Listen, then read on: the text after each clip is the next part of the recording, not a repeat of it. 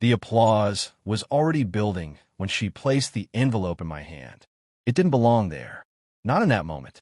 Not when my name was about to echo through a room filled with people who believed they knew me. I felt the weight of the paper before I even looked down. Thin, ordinary, and somehow heavier than everything I had worked for. Ethan Calloway. My name cut through the air, sharp and certain. The audience stood. They clapped like they were celebrating something permanent. But the only thing I could see was the corner of the envelope pressed against my palm. Vivian didn't look at me. She never did when she was certain about something. I stood up anyway, because there was no version of this moment where I didn't. Because there were expectations. Because there was a stage. Because there was a life I had built that didn't pause just because mine was falling apart. The walk to the stage felt longer than it should have. Every step measured. Every breath controlled. I didn't open the envelope. Not yet. Not when the lights were that bright. Not when the cameras were that close. I shook hands with people I didn't really see. Smiled at faces I couldn't recognize. And then I reached the podium. The applause didn't stop. It didn't even fade. It just kept going like it had no idea it was happening at the wrong time. I adjusted the microphone, looked out at a sea of expectation. And for a brief second, I considered saying nothing. Just standing there, letting the silence speak for me. But silence doesn't work when everyone thinks you've already won. So I spoke. I think. My voice held. Steady. Professional. Exactly the way it was supposed to. I owe this moment to someone who believed in me long before any of this existed. I didn't know why I said it. Maybe because it used to be true. Maybe because part of me still wanted it to be. The envelope burned against my side. I could feel it with every word I forced out. Every sentence I delivered felt rehearsed, even though none of it was. Because this is what you learn when you build a life in front of people.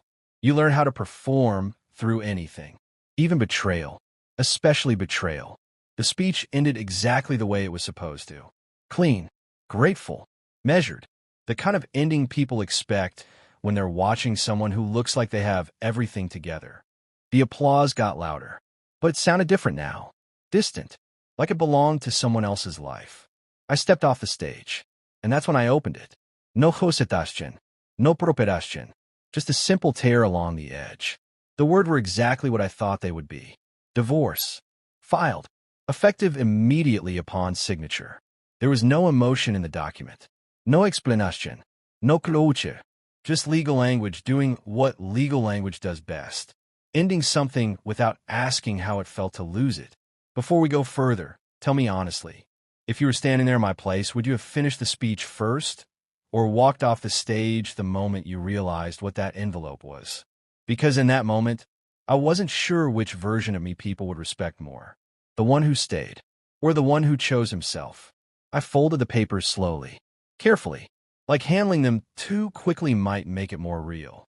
Vivian was gone. Of course she was. She wouldn't stay for the aftermath. That wasn't her way. She made decisions in private and let consequences happen in public. It had always been like that. I just never thought I'd be the consequence. The event continued around me like nothing had changed. Because nothing had. Not for them. The music resumed. Drinks were poured. People laughed. Success doesn't pause for personal collapse. It never does. I stepped outside the venue. The night air felt colder than it should have. Or maybe I just wasn't used to feeling anything without distraction anymore. I read the papers again. Slower this time. Looking for something hidden. Some clue that this wasn't as final as it looked. There wasn't. There never is. Because decisions like this aren't made overnight. They're built quietly. Over months. Sometimes years. In moments you ignore. In conversations you postpone. In silences you convince yourself are normal. And then one day, they arrive in an envelope. Clean. Precise. Irreversible.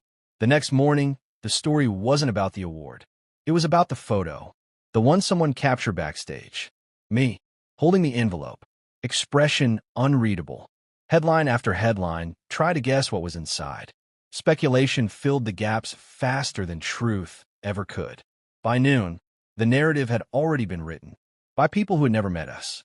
Who had no idea what lived behind our front door. Who didn't know how quiet our house had become long before that night. Before we move on, drop your opinion in the comments. Do you think Vivian was wrong for choosing that exact moment? Or do you believe timing like that says something deeper about everything that led up to it? Because I ask myself that question more times than I can count. Not to blame her, but to understand what I missed. The legal process moved faster than I expected. Efficient, clinical, two people untangling a life with signatures and scheduled meetings. There were no dramatic arguments, no shouting matches, just conversations that sounded like negotiations. About assets, about property, about things that felt meaningless compared to what was actually ending. I saw Vivian once during it all, across a polished conference table. Neutral expression, composed posture, like we were discussing a business deal instead of dissolving a marriage. She didn't apologize. I didn't ask her to, because apologies don't fix decisions that were already carried through. And closure doesn't come from words people feel obligated to say. It comes from accepting what they chose not to fight for. Months passed. The noise faded. The headlines moved on. People stopped asking questions. And life settled into something quieter. Not better, not worse, just different. The award sat on a shelf in my office. Untouched, unmoved. A symbol of a moment that meant everything and nothing at the same time. Sometimes I would look at it and remember the applause. The way it filled the room. The way it made everything feel complete. And then I would remember the envelope, and how quickly completeness can disappear. I never found out why she chose that moment. Not fully, not in a way that made everything make sense. But maybe that's the point. Some endings don't come with explanations. They come with timing. And timing says more than words ever could. Because she didn't interrupt my success.